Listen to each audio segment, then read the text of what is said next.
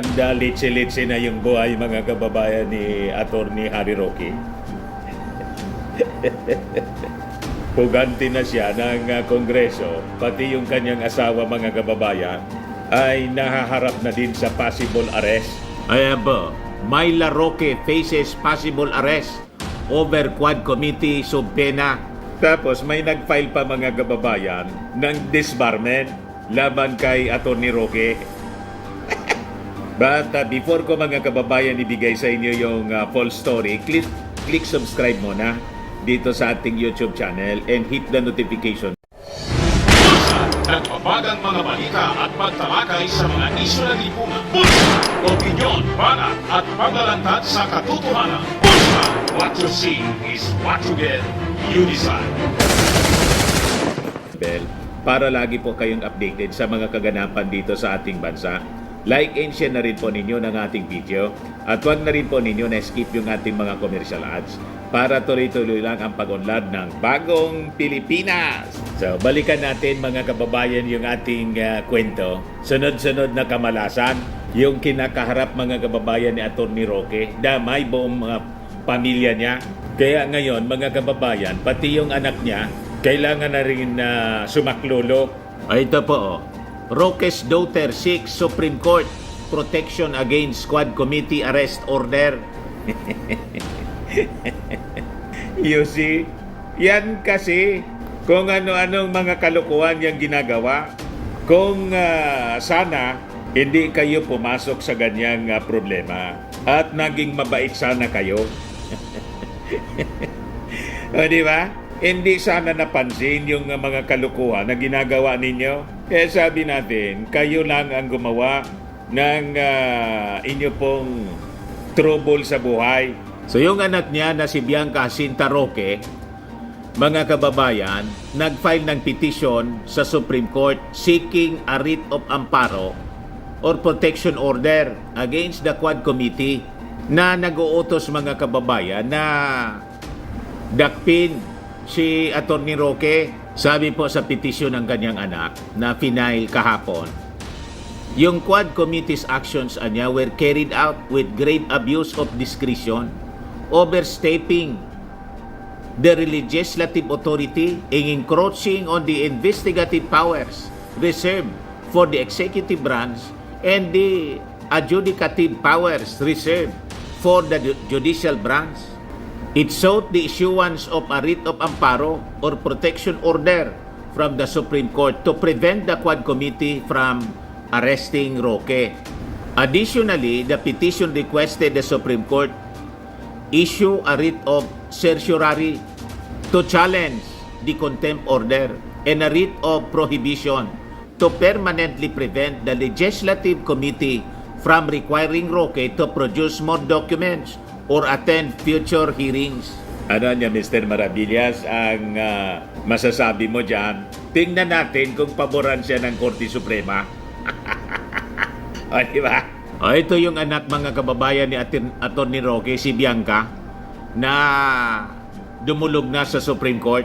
Siya na lang po ang nag-file sa Supreme Court ng petition kasi yung tatay niya nagtatago. Puganti na nga po, mga kababayan, pati yung kanyang nanay. Ang kanyang nanay mga kababayan, namumuro na rin po. O, ito po yung latest na balita from Impact Leadership. Myla Roque faces possible arrest over Quad Committee sub pena. Malamang magsama po sa kulungan ng Congress. Yan kung may ano pa, may bakante doon na detention cell. Pag wala, malamang ikulong sila sa Bilibid.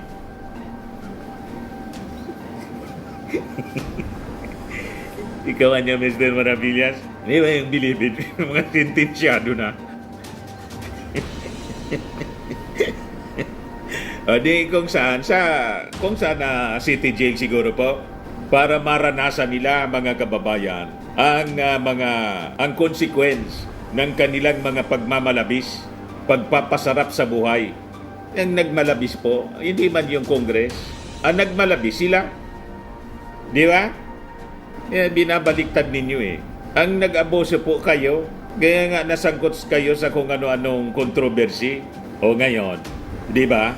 Naging puganti kayo tuloy. So sabi dito, House Quad Committee Vice Chairperson and Antipolo City 2nd District Representative Romeo Acop warned Myla Roque. So may warning na po siya, yung asawa po ni Atty. Roque, that yung full story ng balitang yan, click subscribe muna dito sa ating YouTube channel and hit the notification bell para lagi po kayong updated sa mga kaganapan dito sa ating bansa.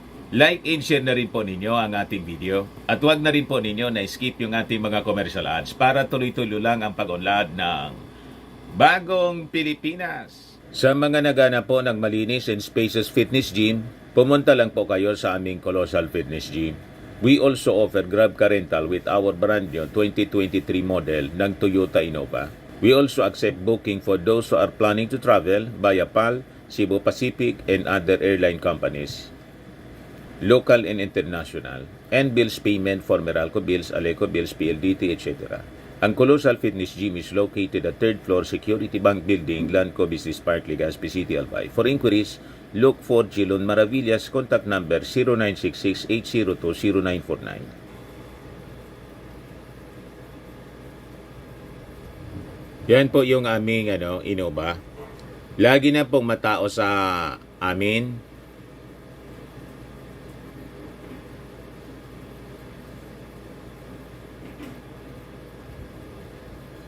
Yan po mga bagong clients namin.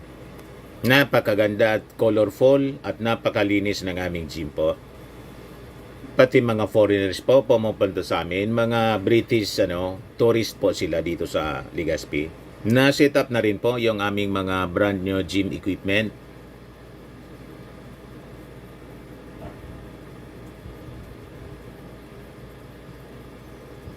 May treadmill na rin po kami. Ito naman po yung bago naming product na binibenta online. Eye Glow Serum, whitening po siya. Tingnan ninyo yung epekto sa aking anak na architect before and now. Yung mga inquiries po ninyo, dumiretso na lang kayo sa kanyang Facebook account, Riz Maravillas. Ito naman po, Firmax Firming and Lifting Cream, pinapahid po sa mga pulses in affected area. Mainam po sa paninigas ng mga kasukasuan. Ito naman po, Automax Radiant Serum. Sa mukha naman yung application, anti-aging po siya. You will look 10 years younger than your age. Sa mga cancer patients naman po, baka lang gusto ninyo itong itry. Neng siya red mixed fruit drink. Hindi mo po siya gamot, food supplement siya. Kaya lang, gawa siya mga kababayan sa goji berry. Yung goji berry, may anti-cancer properties. O ngayon, yung mga inquiries ninyo, dumiritso na lang kayo sa aming messenger sa Facebook para masagot namin agad. Ayos pa? Ayos na ayos niya, Mr. Maravillas. She could face arrest if she fails to comply with the show cause order issued against her by the committee. Parehas po yung tinatahak na landas. Huwag kasing matigas ang ulo. Sabi po ni Acop, si Myla Roque niya has the option to attend the hearings and invoke her right against self-incrimination. However, failure to appear could result in her being cited in contempt for not respecting the committee's invitation. Sabi pa ni Acop, pag hindi na niya inonor ang subpena, the committee will request an arrest order laban sa kanya. Ayan mga kababayan, yung asawa ni Atty. Harry Roque.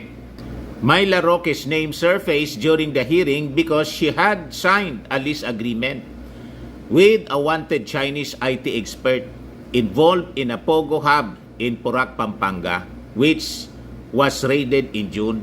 So parehas po, mga kababayan, yung inabot ng dalawa ng mag-asawa. Si Atty. Roque, ganun din. May nakita yung PAOK na document na may pirma ni Atty. Roque. Doon din na-discover, mga kababayan, sa kwarto kung saan tumira yung kanyang personal assistant and travel companion na si A.R. de la Serna, na ang sabi ni Congressman Ako, bakit niya may may joint account, bank account? Mag-ama niya ang gumagawa ng ganyan, kung hindi niya mag-asawa.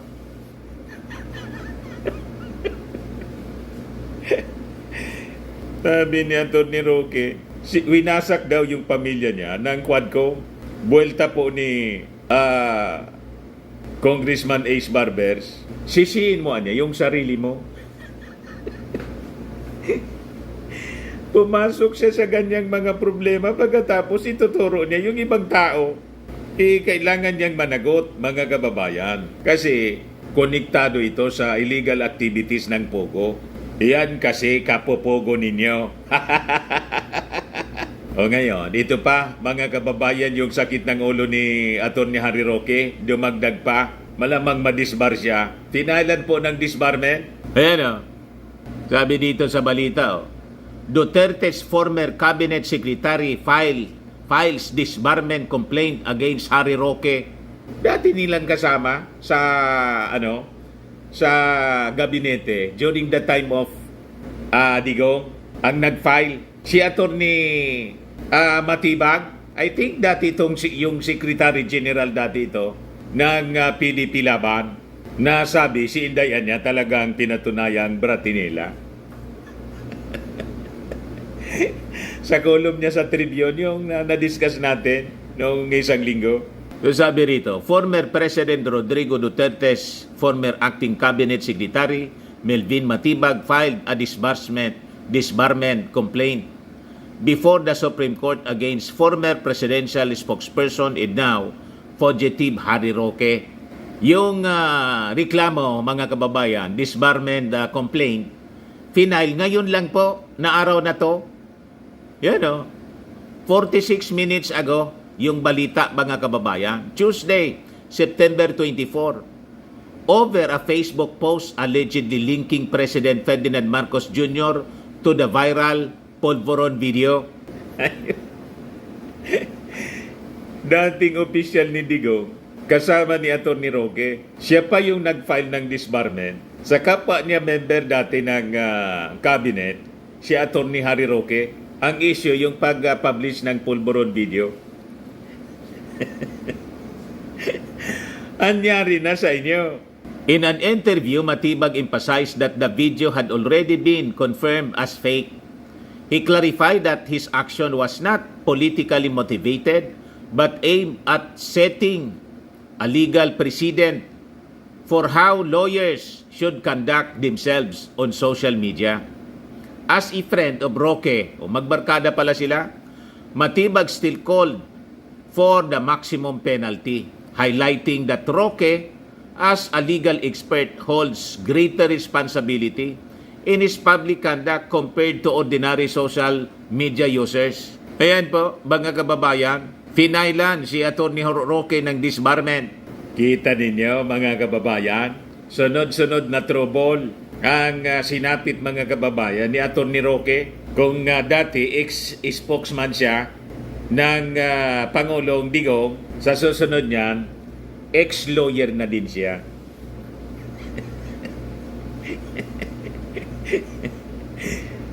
Triple X siya. Ex-spokesman, ex-lawyer, ex-man.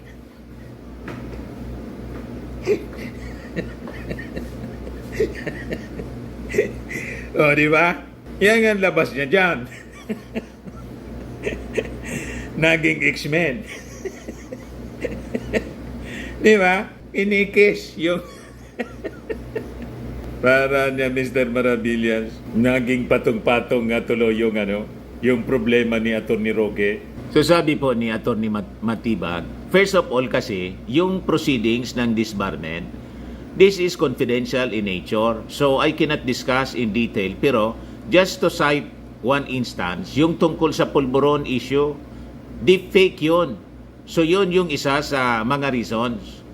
But the more important thing is yung responsibility natin as an officer of the court, as a lawyer. So dapat mataas ang standard namin. So when we use social media, dapat yung responsibility natin nandoon. Isama din ninyo po si Glenn Chong. I-disbar din ninyo po Atty. Matibag. Ganon din yon.